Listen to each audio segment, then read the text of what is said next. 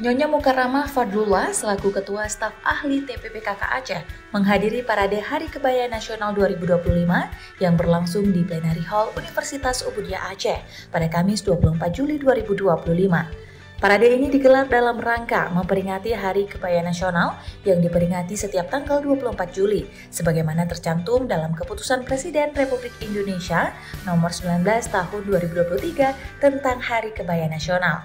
Acara dibuka dengan penabuhan rapai oleh Nyonya Mukarramah Fadlullah sebagai tanda dimulainya kegiatan. Mengusung tema Kebaya Warisan Budaya, Langkah Maju Perempuan Indonesia, Mukarramah menyampaikan bahwa peringatan Hari Kebaya Nasional kedua merupakan momen penting untuk memperkuat identitas budaya serta mendorong peran serta perempuan dalam melestarikan aset budaya Indonesia. Mengenakan setelan kebaya dengan motif khas Aceh, Mukarramah menegaskan bahwa kebaya bukan sekadar busana tradisional, tetapi juga merupakan simbol nilai luhur dan keagungan perempuan Indonesia.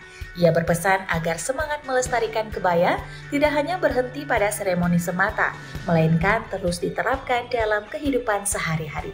Selain dihadiri oleh Ketua Staf Ahli TPPKK Aceh, turut hadir pada kegiatan tersebut perwakilan dari Organisasi Perempuan Indonesia Maju, Kongres Wanita Indonesia, serta para anggota Dharma Wanita Persatuan dari SKPA terkait.